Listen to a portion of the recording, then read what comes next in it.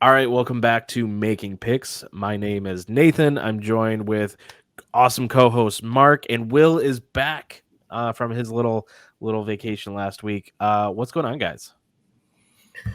Man, listen, there's different tiers, right? So there's bad, horrible, and then horrific. None of that could pretty much define what that game last night on Thursday night was. That was just a beyond horrible, horrible game. I don't know if again, I was on the right side of it. I was on the Pat side, but I don't know who went left side of Shocking, things. I don't shocking when he's not making a pick on this channel over here. When he's off the record, behind the scenes, he's making picks and getting winners left and right here. Amazing, you know, crazy. when the cameras are off, when the cameras are off, I When the perform. cameras are But off, yeah, he's a that was superstar. just listen. I don't, again, Mark and I, Nate, we're big New York Football Giants fans. I don't want to hear any bad Except for talk or any Nate. slander against Nate my hates the guy Giants. Eli Manning because Eli Manning at least won 2 championships, and Matt Ryan. I continue to hear Hall of Fame and Matt Ryan in the same sentence, and it's really starting to irk me because that should never ever happen, especially after last night. I don't want to hear any of it from Oh now wow, on. sounds like you were on the losing side of something. I mean, that's a little anger, Well, no, listen. I mean, you anger in can't the sense always that tell I people. took a Matt Ryan pick over, Well, I did. I and did. I'm not necessarily disclosing the full details of what I played last night. That's what it But the sounds good like to thing me. that Uh, the Patriots covered the spread, and then also Damian Harris. I mean that number was too low, so we got that. So all in nice. all, it was good, man. How you doing over there, Mark? I see you over here repping New York. We got the Giants on the chest. We got the Rangers on the head, man. How you doing over there? Yeah, we're doing all right. It's definitely kind of like a busy week here. I mean, I keep saying it, like every single week here. I mean, next week you're heading into a holiday week, so everything kind of like goes so fast. I'm doing a million things at once, so things are good. I think we're in a good spot with the business of statement games. Um, Continue to do okay with picks. I don't think I'm really kind of like hitting it out of the park, but I'm continuing to get like 2 for 3. Um, Last week I went 2 for 2, so I kind of like lost the juice, which not necessarily like horrible, but I'm kind of like doing goods with my stuff on statement games. Obviously you were sick, you didn't make your trip up to Connecticut, but did pretty well at the casinos. I'm not sure if you had a chance to take a look at last week's kind of like show, but I'm doing kind of like really good and just continuing to mine through statement games data and basically utilize it to sell various different products and services. So I was just telling Nate off the record here, for a week, over a 7-day stretch here, I'm not sure if we're just getting better and doing what we're doing, or if we're coming into holiday season, so people kind of have like Christmas gifts and Hanukkah and holiday gifts kind of on the mind here. But we had a record week in terms of like sales, so we're Nice. doing all right here. I'm looking to buy more stuff aggressively over this weekend.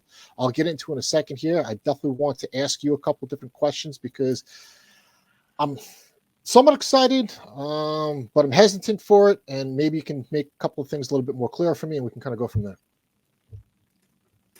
Nice, man. Nice. Yeah, definitely. Nate, how you doing? I'm doing good. Getting everything set up for vacation next week. I'm gonna be away, and so hopefully we're gonna get a Thanksgiving special episode early next week with me, and then you guys might be on your own for the regular episode. But yeah, getting ready for Thanksgiving with the family. That's what it is this year. We decided to zero in on this holiday. I really like food, and we're going to my wife's family's house, and they have very good food. So, looking forward to that. Sure, it's going to be wonderful. One of my Nice. favorite food holidays, for sure. And we're taking over cooking the turkey. There's a lot of people that are scared to cook that turkey and leave it to experienced grandmas and that kind of thing. Nope, my wife and I, we said we're coming. We want to do the turkey. We make the best Thanksgiving turkey, hands down. All Okay. right. Nice. We'll Nice. see. Regular, or are you going deep fry? Oh, it's regular. I think so. We usually do it in the oven, but my wife's family have like turkey roasters, so we'll be doing it in those. But yeah, we brine that sucker for 24 hours, and then my wife does a mayonnaise, garlic, and herb mixture to coat the bird. Oh man, And that it sounds is delicious. so super flavorful, always super juicy and crispy skin. It is perfect every time, and you really can't mess it up. We really should patent it and start selling our recipe, because even if you are the worst turkey cooker, you can have the best turkey every time. Yeah, I've kind of always kind of found that if you're cooking good turkey and you don't necessarily have like the crispy skin, 9 times out of 10 you're probably an asshole. That's just my kind of theory when it comes down to Thanksgiving. You got to have that Well, I golden mean, brown. am I crispy wrong? skin. I mean, Will's laughing over here. Am I No, wrong? You don't have you're a right. crispy Thanksgiving kind of skin. Yeah. More likely than not, you're just a jerk. That's what I'm Yeah. kind of thinking. No, listen, that definitely sounds good. That definitely sounds good. So just take a picture of it when you can, Nate, and just send that over to me so I could at least have my mouth watering, since I won't be able to taste it. But I will tell you this: I never knew. See, you learn something new every day. I didn't know there was anything as a turkey roaster. So I just I was today years old when I found that out. So that's good. I'm gonna probably go on Amazon later and see what that looks like there, because that sounds phenomenal. I've Yeah, never they're heard of not that. even that expensive. I think they're like $30 or something. It's just like a tabletop, almost like what are those slow cookers? It looks Yeah. kind of like a slow cooker, but just big enough to fit a turkey. And you just kind of like put it in there, and it rotates and heats, and it's a little small oven. It fits on your table. Oh, very nice. Very nice. Get a Black and Decker one from Walmart for like Yeah. 25-30 bucks, you know? Yeah.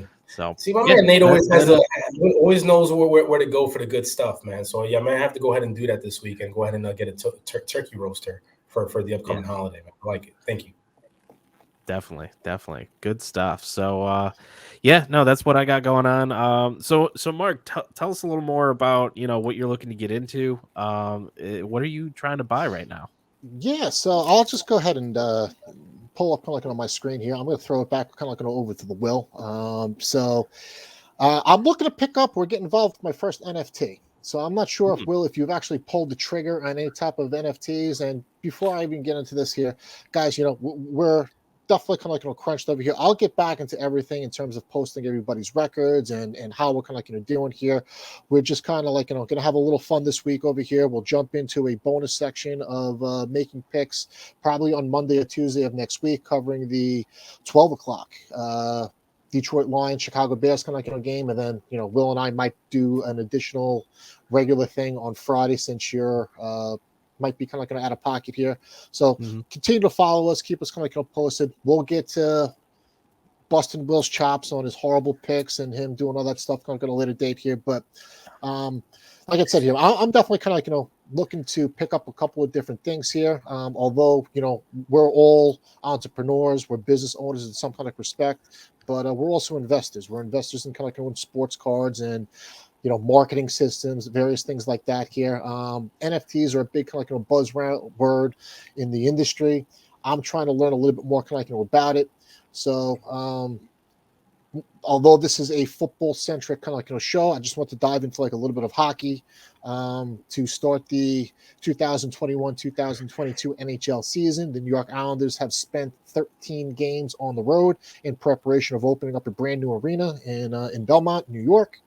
And they have their first home game tomorrow. And in preparation for that here, there's an NFT that's going to kick off in, as I'm speaking right now, 22 hours, 30 minutes, and 41 seconds. And, I'm kind of curious. Although I'm a big Ranger fan here. History is history. New arenas, you would think that this is probably going to be the only arena that the Islanders build in my lifetime, moving kind of forward to a new arena. Although in today's world of sports, who the hell kind of knows what's going on over here? But hearing a lot of good things kind of about it, and I'm thinking about getting involved here. So, Will, I mean, have you pulled the trigger on any NFTs as of yet? Is it? I guess the main question I kind of have is this something in where if I get involved, I'm getting involved with a group, or hey, you know what, they're going to put this thing out for the bid, and the highest bidder is going to pretty much take the pot. I would think that if they're promoting something like this here, I haven't gone through the steps. If you guys want, I can kind of go through it like now, or maybe we just do it offline and we save it for a different show here. But just want to get your thought. I mean, hockey NFTs, brand new arena. I mean, it's a reputable freaking franchise. I wouldn't necessarily say that they're a prolific, hockey franchise, but hey, the team's been to 2 conference finals in the past 2 years. Is this something that you would take a look at, or do you think, hey, you know what, there's more hype behind this than anything, and there's better opportunities out there? No, absolutely. Listen, I know zero upon zero about NHL, but what I will say is that NFT is definitely the direction that you want to go into. You look at all these major professional leagues jumping into NFTs, and also these different companies. I know that now with DraftKings, you could go ahead and pretty much just get everything there, right? So they created a marketplace. I see here at the top right, there's a marketplace for this. So it's just a way to keep everything in the same ecosystem, kind of like Apple.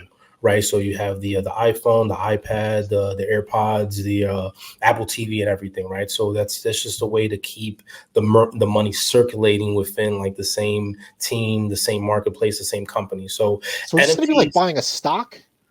Yes, it's like a share, or do I have to buy the whole thing? So, or it really depends. So it's a token, actually, and it's based off of Ethereum, the like Bitcoin. So essentially, it's a type of cryptocurrency that this type of cryptocurrency has a second data area where it can house information that would be connected to your graphic. What's interesting is I actually was looking into this a couple weeks ago, is being able to actually create NFTs. I've kind of found the process to if I wanted to create my own NFTs and start, sending them out, I could do that. I don't know who would buy them, but this was kind of in my research of because essentially, you've got a graphic, and a lot of people who buy NFTs are putting them in their profile image. And then you've got the troll accounts that are going through and then downloading their NFT and saying, hey, I got it too.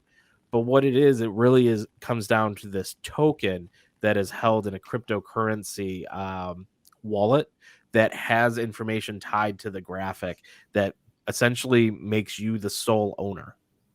So that's what you're buying. It's not even the image. You're buying a cryptocurrency. All right. Let's see if you guys can help me understand this. And again, I guess I have a little over 22 hours to get myself fully up to speed. So what I'm trying to figure out is, if I buy a token, am I the sole owner of the token?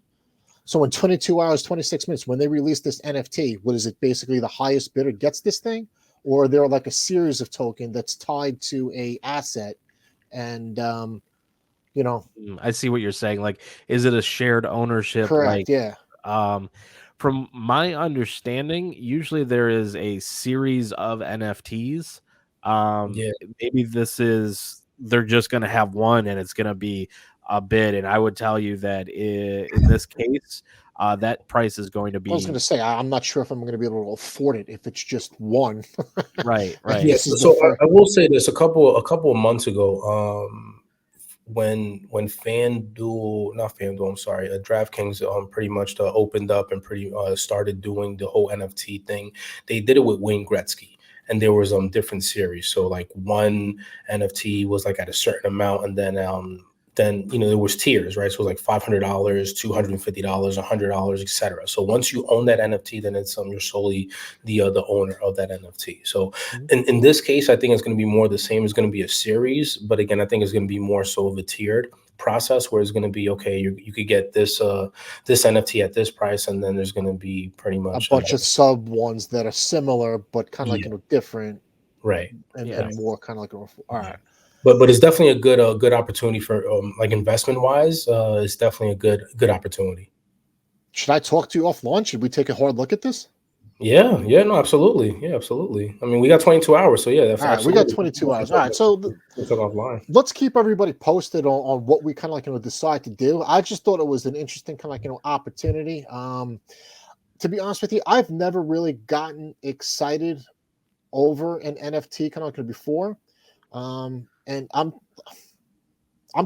just very curious. Yeah. It's starting to resonate to me because I can actually see how they're now being applied to sports, and I can kind of like see it. All right, well, hey, comic book number one is obviously a lot different and historical and uh, more just collectible than say comic book 250. This is obviously an NFT, which is new in itself, and this is kind of like the first series of NFTs that are coming out about a professional sports team and a new arena, kind of like an opening. So that storyline is just kind of like very appealing to me. Mm-hmm. And I figured, hey, you know what? Instead of trying to do an extensive amount of research right now, let me throw it open to you guys. We'll utilize it as a piece of content for this show, and keep everybody posted on what we decide to do. When considering a big portion of the show, or a portion of the show here, is to always get people up to date on what we're buying or what we're looking to potentially invest in. Yeah. So the biggest question now that you've opened this is when Statement Games going to release some NFTs? Well, now that you just said it, I mean, that was the first thing I was thinking, like in the back of my mind. I mean, maybe there's, again, full kind of like disclosure, we are kind of like going through a big integration, a deep kind of like integration around kind of like sports host, and people can kind of like see it kind of like all the time. We're getting close, guys. We're getting kind of like really close. But I was also thinking that once some of these integrations get done, maybe that's a good opportunity to create an NFT around it to actually announce like the full integration or launch with the various different partners that we align with. Mm-hmm. Yeah.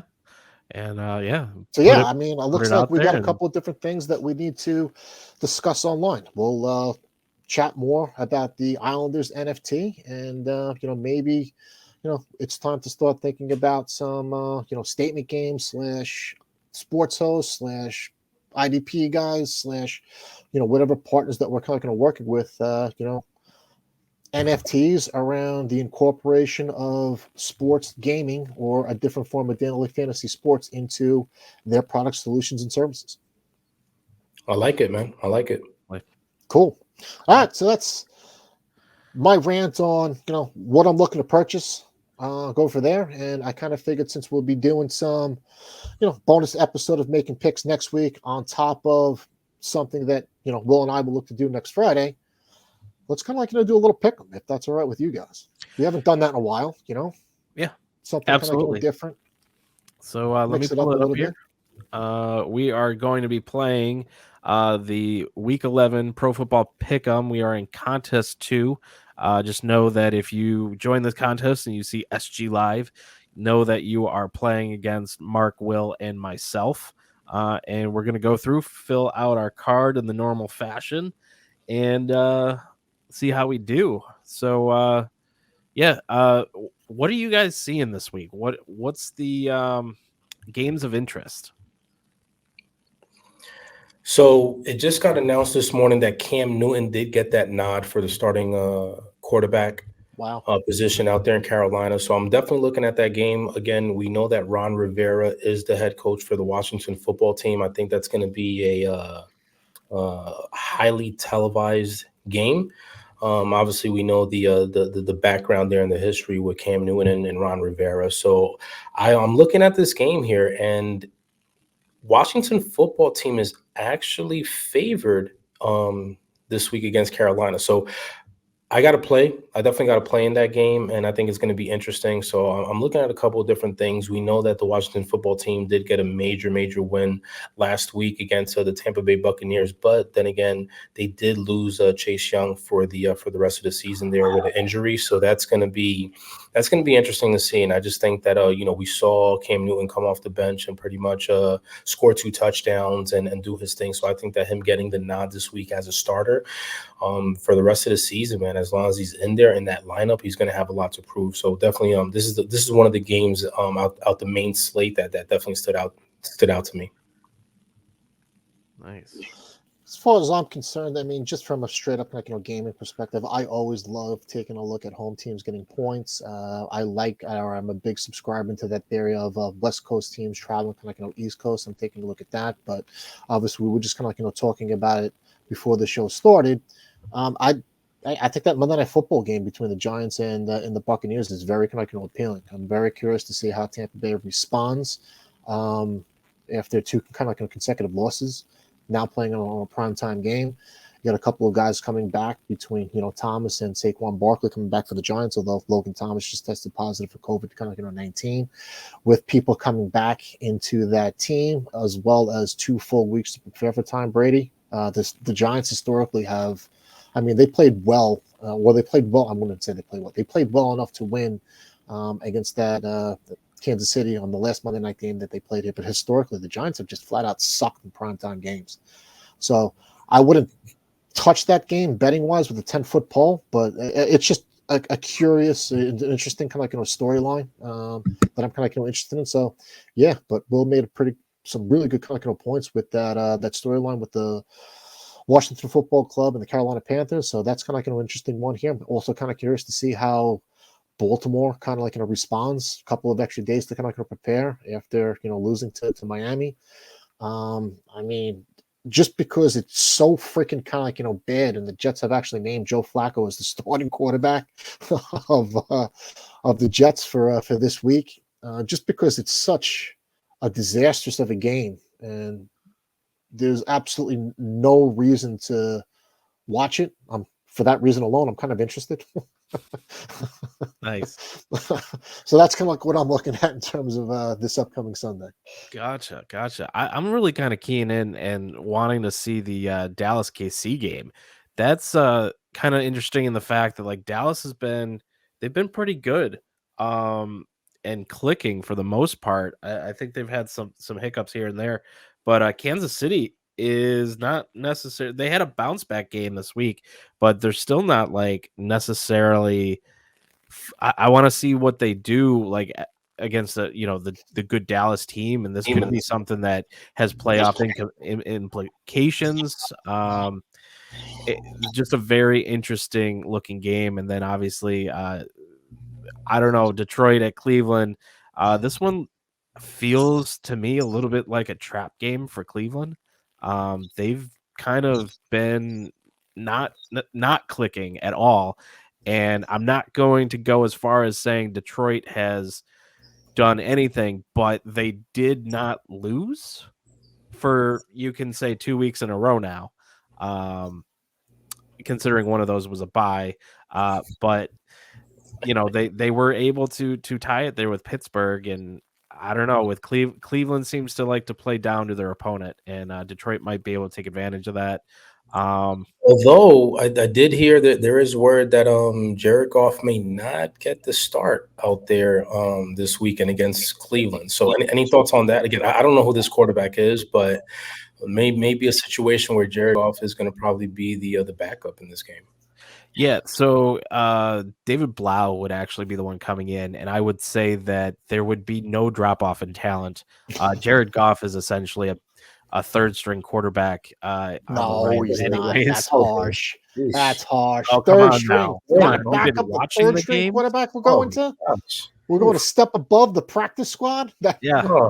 He has been playing absolute garbage, terrible decision making. And really what you get out of David Blau. So if you go back to last year's Thanksgiving game, David Blau came in when Stafford got injured and lit it up.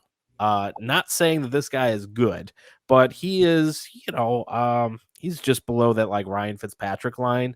You could probably get him in for a game, 3 quarters, and he'll look good before the wheels come off. But really, when it comes down to it, that's not much different than Jared Goff. And if they scheme to just have Swift be heavily used, Swift is a good running back. So if Cleveland can have the same issues that they've been having, I don't see why this couldn't be a close game. And Detroit's had a lot of bad luck this year as far as, a single play going one way or the other. You look at the Justin Tucker kick. field goal, and a few other situations where, hey, if their luck would have broken the opposite way, it would have been a different outcome.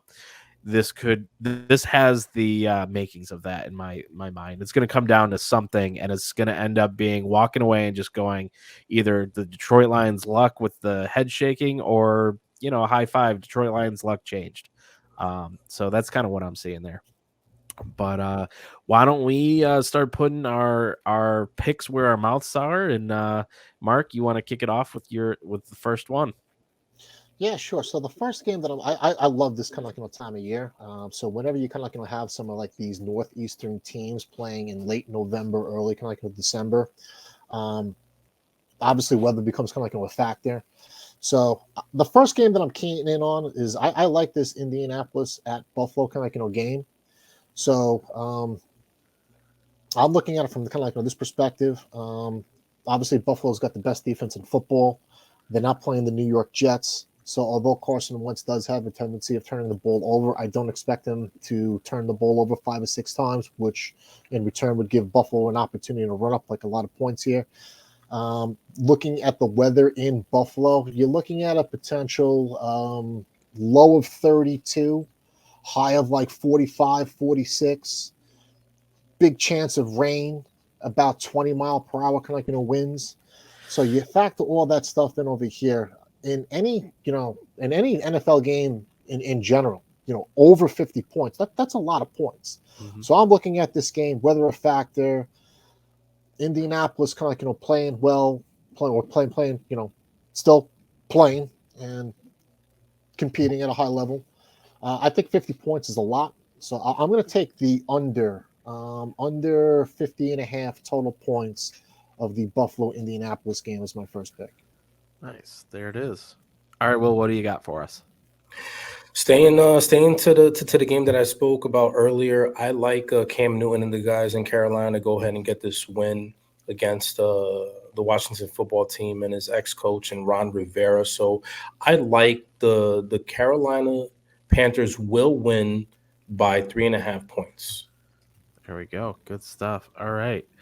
So let's see. Where do I want to go here?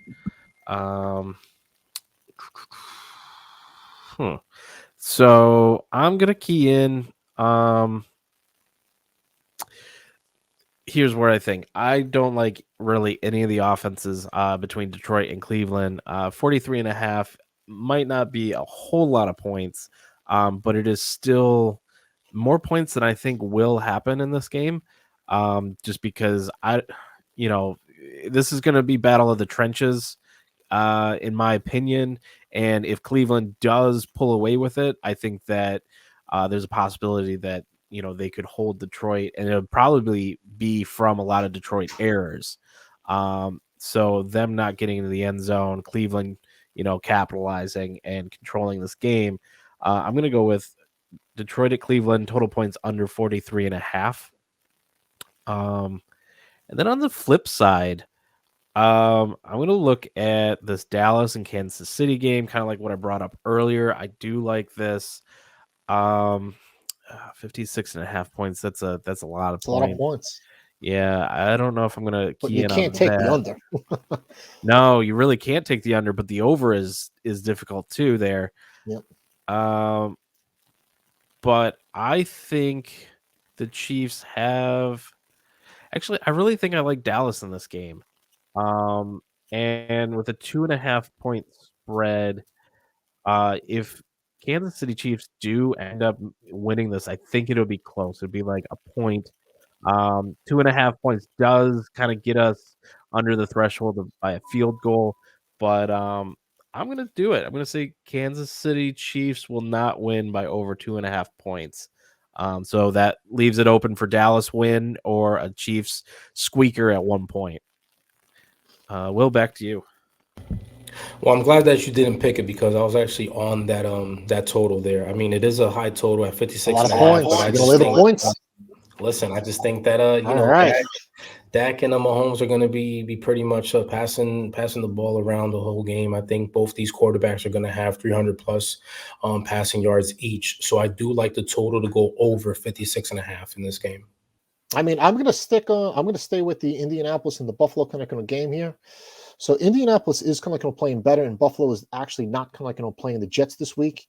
And it wasn't too long ago that they actually lost to Jacksonville. So I just think 7.5 is too much. Like I said, weather kind of a factor. I can kind of almost see like a little bit of like a stalemate taking place here. So give me the Buffalo Bills will not win by over 7.5 points as my second pick. And Okay. I alluded to this before in I guess the opening and things like that here. I was taking a look at the Baltimore and Chicago game. I was thinking about taking the Bears, getting 4.5 points at home. I'm going to lay off at that one here, but hey, I think Jacksonville is playing better. They've got their second win under their belts, which has doubled their kind of output. They were, they could have very easily, packed it up and caved it in after going down 17 points against the Colts like last week. They actually came back and actually made it a game of it here. You have the 49ers. Everyone patting them on the back now, kind of like blowing smoke up their butts here. I just don't think they're a good team, although they kicked the snot out of the Rams kind of like last week. Now they get on the plane. They're playing on a 1 o'clock game, traveling from West Coast to East Coast here. I'm again getting 7.5 points. Is it 7.5? No, all right, it's 6.5. So without further ado, give me the San Francisco 49ers will not win by over 6.5 points. All right, there we go. On to you, Will, for the last one. Listen, Houston at Tennessee. Tennessee doesn't. It's not blowing teams out there. They're not getting the job done. I think that spread is a little bit too high at 10.5. Tyrod Taylor, I think, is going to be able to keep it a little bit close there. Not that they're going to win. I think Tennessee does win this game, but I think that Houston will go ahead and cover. So I like that Tennessee Titans will not win by 10.5 points. Gotcha. All right. Okay, so for my last one, we're gonna go with. I'm actually looking at this Arizona and Seattle game. I think that the 2.5 point spread is very tight. Russell Wilson is coming back for Seattle. I believe he played this past game, but he did have in surgery on his finger, or he had an injury on his finger at least, and is coming off of the IR, the couple games off and everything, and the Cardinals are looking good.